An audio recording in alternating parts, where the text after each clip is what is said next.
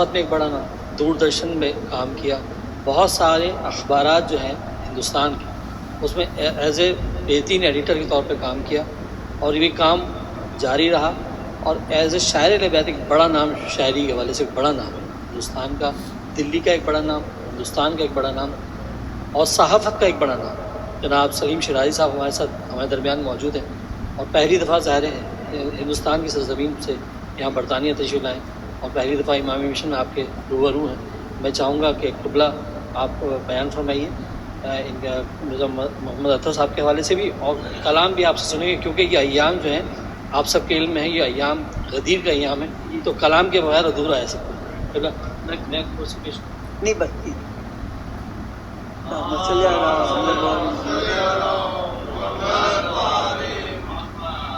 بھائی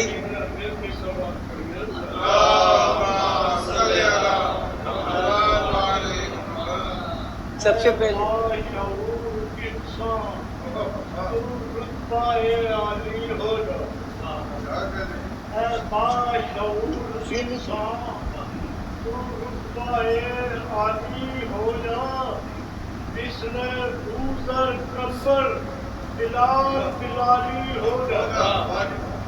کر تو چاہتا ہے کہ جنت تجھے کہے ویلکم ویلکم ویلکم، تو پھر درے حیدر کا سوالی ہو جا۔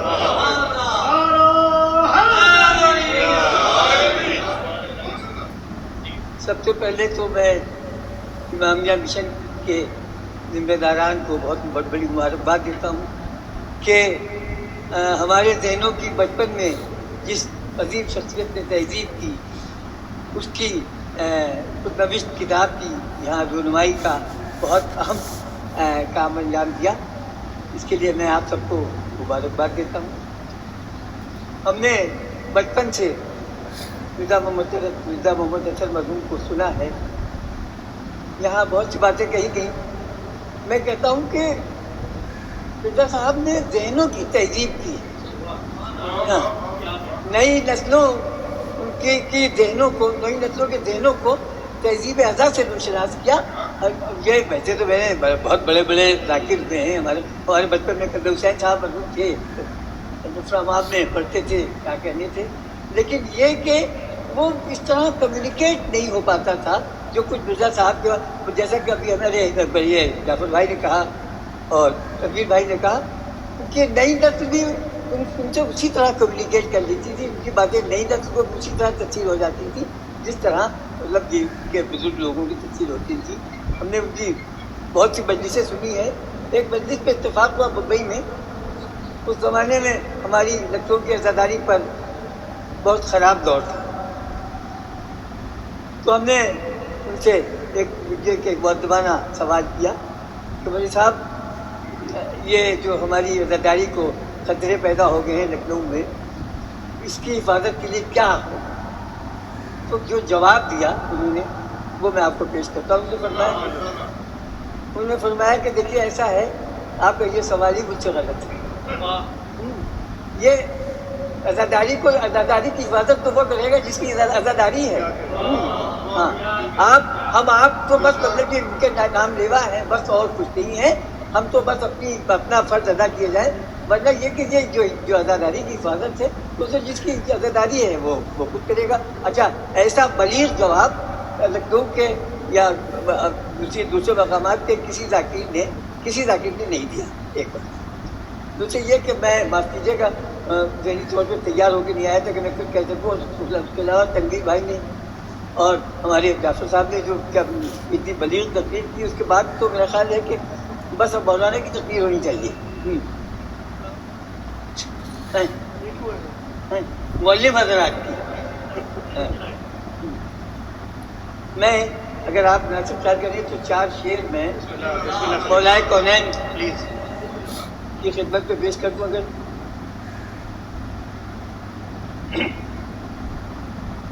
ذہنوں کے شوالوں میں اسنام کی کثرت ہے،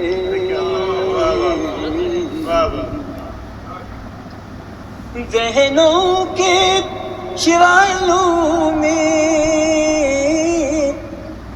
اصنام کی کثرت ہے، اے بت شکن یزدان پھر تیری ضرورت ہے،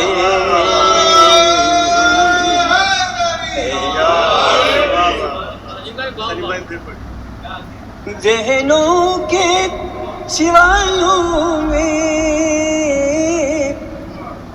اصنام کی کثرت ہے،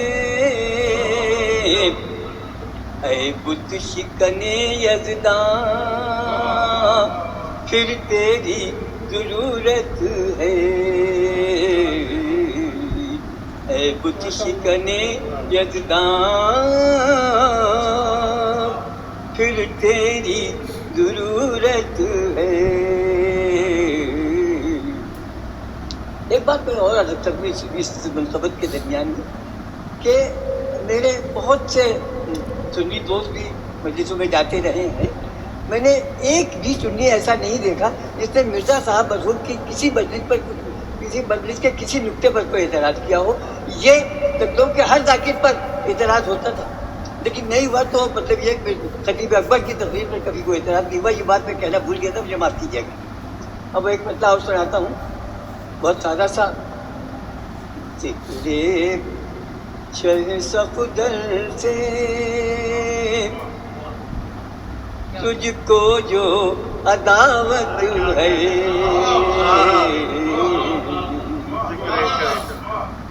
ذکر شہ صفدر سے تجھ کو جو عداوت ہے، زاہد تیرا سجدہ بھی توہین عبادت ہے،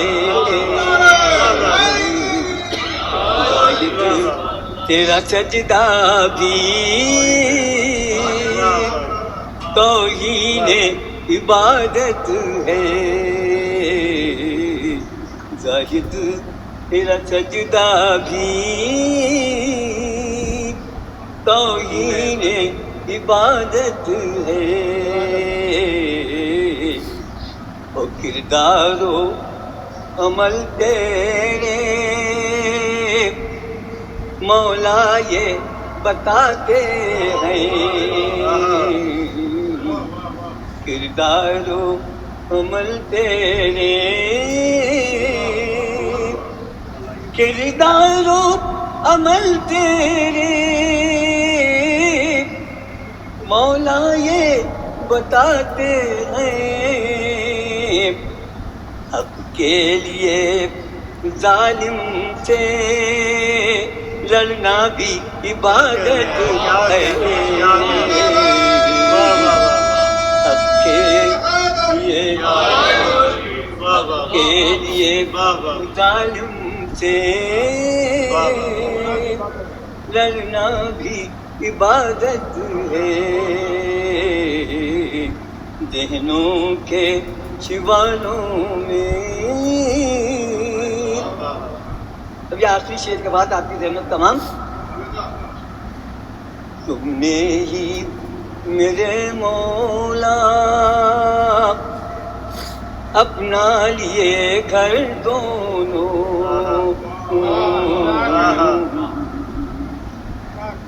تم نے ہی میرے مولا اپنا لیے گھر دونوں، کعبے میں ولادت ہے، مسجد میں شہادت ہے، کعبے میں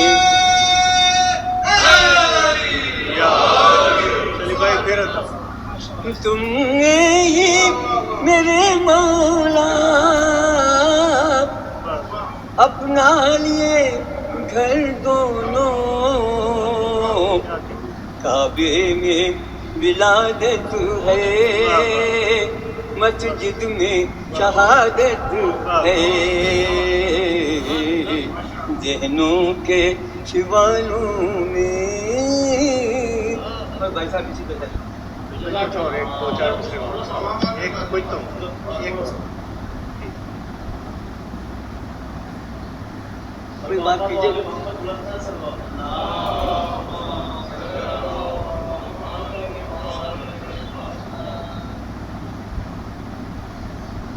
हमारी मगफिरत का कुछ न कुछ सामान हो जाए, हमारी मगफिरत का कुछ न कुछ सामान हो जाए। दरे है दर पर सजदे का अगर इम्कान हो जाए, दरे है दर पर। ये मतलब जो मैं दूसरा पढ़ रहा हूँ यहीं यहाँ के कहा था मैंने। आप हजरात अगर न पसंद करें तो मुझे माफ़ कर दीजिएगा। दरे है इरम का वास्ता तेरे लिए आसान हो जाए, इरम का वास्ता तेरे रास्ता सॉरी माफ कीजिएगा, इरम का रास्ता तेरे लिए आसान हो जाए। बात कीजिएगा बोल गया कुछ इरम का रास्ता तेरे लिए उन आँखों को फरिश्ते चूमते हैं आके रातों में। लाना पड़ता है और इसके बाद उन आँखों को फरिश्ते चूमते हैं आके रातों में। जिन आँखों को तुम्हारी दीद का अरमान हो जाए, जिन आँखों को तुम्हारी दीद का अरमान हो जाए, हमारी